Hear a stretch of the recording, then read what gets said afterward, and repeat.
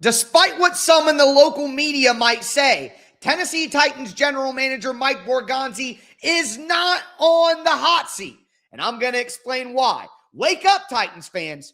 It's time for the Sleeper Titans podcast. So I saw a few things here this week that have me absolutely frustrated, and it makes no sense whatsoever. I saw an article in the Tennessean from somebody named Estes. I don't know who that is. Never heard of that person. I saw Easton Freeze at A to Z doing a perception is reality and a bunch of alphabet word soup that talked for a minute and a half and said nothing.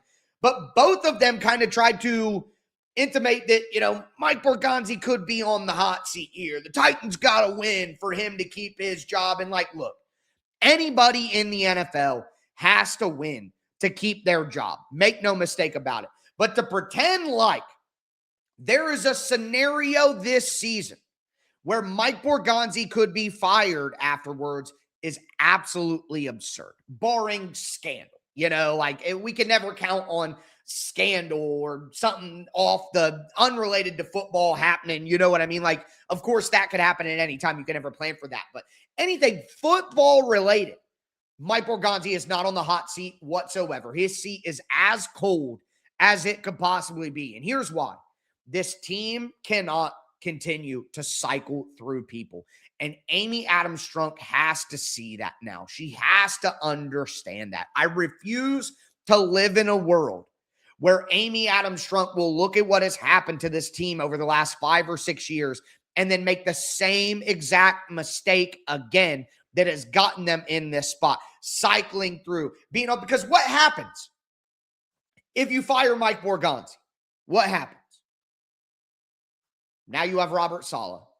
And what are you going to do? You're going to hire a new general manager? You're not going to fire Robert Saleh after 1 year, right? Right?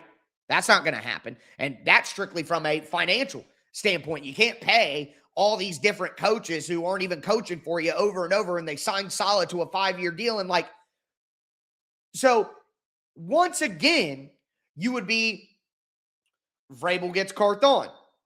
Carthon gets Callahan. Callahan gets Borgonzi. Saleh gets a new GM. You can't just keep doing this. You have to have people in lockstep, and you have to have people together on the same page. So it is just absolutely absurd to me to have anybody. Literally, we're talking about the Tennessean. This isn't like some chum, engagement farming account saying, I think Mike Borgonzi. It's literally people who write for local publications, who cover the team in the building, trying to act like Mike Borgonzi could potentially be on the hot seat. It is absurd. It is nonsense. At minimum, Mike Borgonzi should have this year and next year. If you want to talk in 2028, Mike Borgonzi hasn't fixed the offensive line. Cam Ward didn't hit. Robert Saleh hasn't been good. But if you want to do that, then sure. But this team is still weighed down so heavily by the previous mistakes of the past general managers. The truly god-awful drafting of a guy like John Robinson. The complete lack of success from Rand Carthon.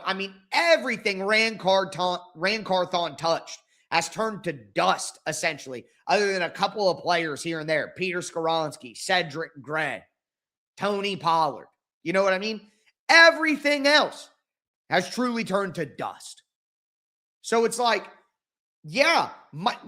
in my mind, Mike Borgonzi is in a 6-foot hole trying to get himself out.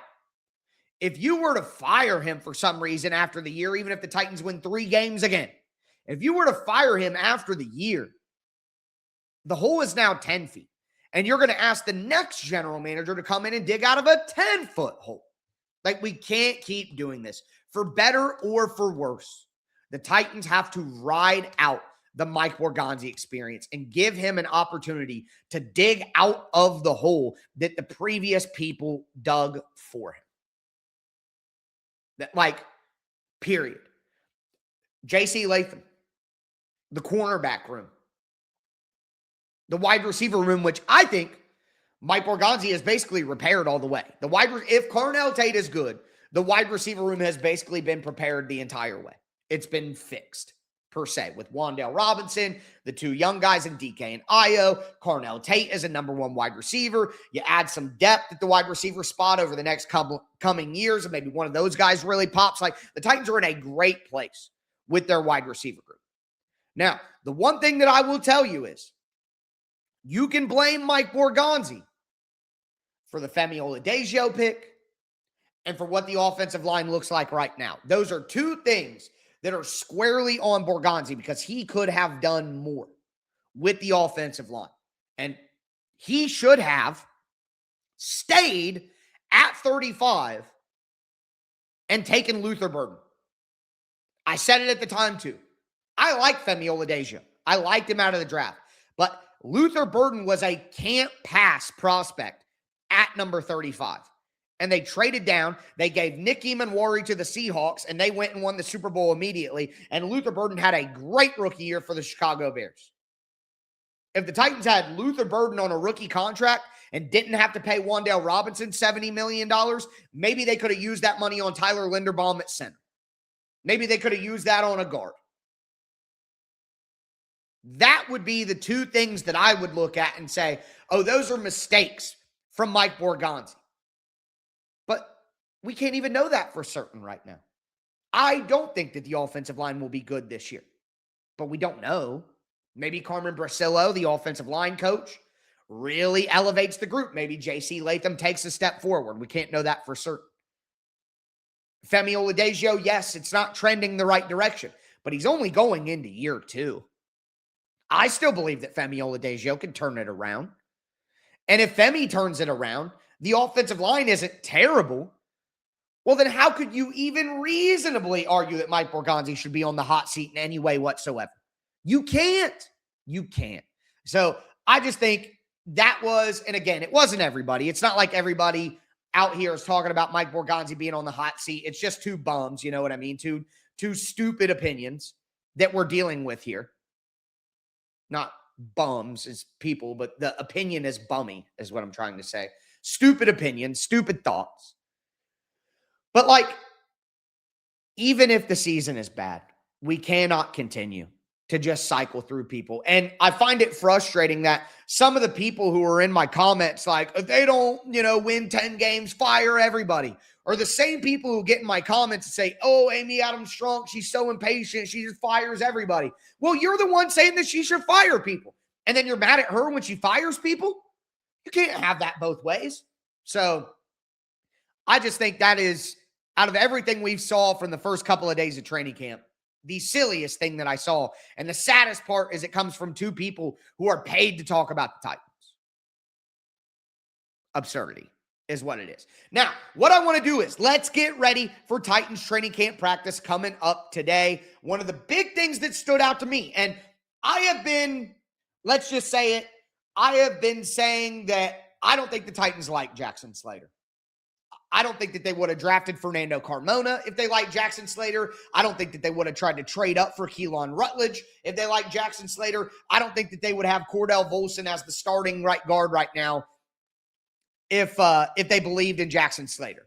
But on the first day of practice, Jackson Slater basically ran with the first team offense for quite some time. It was Cordell Volson on the very first snap.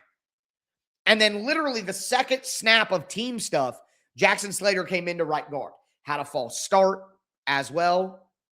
Here we go. And a lot of people are, because people love to try to dunk on me. People love to try to tell me that I was wrong about stuff. Okay, cool. But you know what my theory on that is? Because remember, Robert Saleh said, we're going to rotate 3s in. We're going to rotate 2s in. We're going to rotate 1s in. Because we want to see if you can play at the NFL level.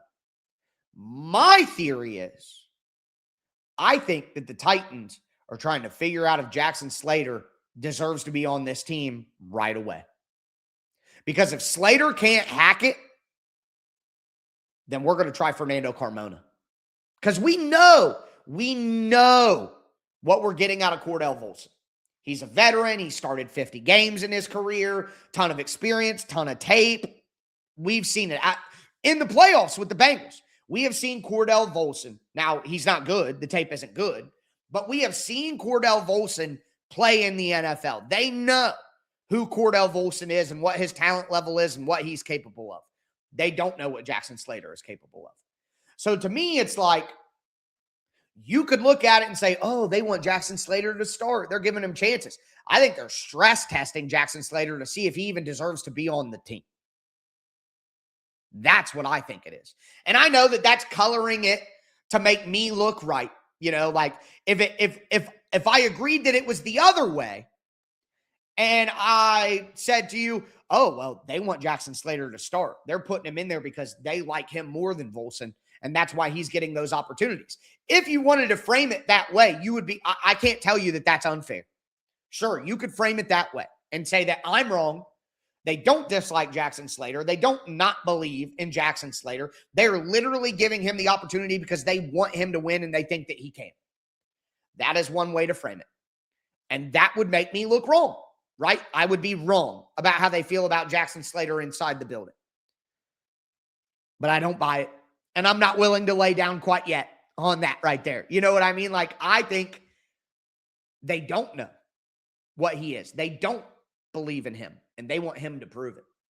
And false starting is not a good way to prove it. Now, my guy Zach Lyons from F Words, he gave his training camp notes yesterday. I thought they were fantastic. Best training camp notes I've ever seen from anybody. Teron Davenport does good training camp notes as well, but Zach's were incredible. But he said he thought Jackson Slater did good at right guard. And when you're going up against Jeffrey Simmons, John Franklin Myers, Solomon Thomas, Jordan Elliott, that's a tough matchup. So if you do good at guard going against those boys, then you have earned a pat on the back for the day. You've earned your praise for the day. You know what I'm saying? Like, that's tough. So if Zach is right and Slater did play well, then he is going to prove me wrong. Because if Slater and Volson are close, it needs to go to Jackson Slater. We know who Cordell Volson is. There's no potential there. He is who he is.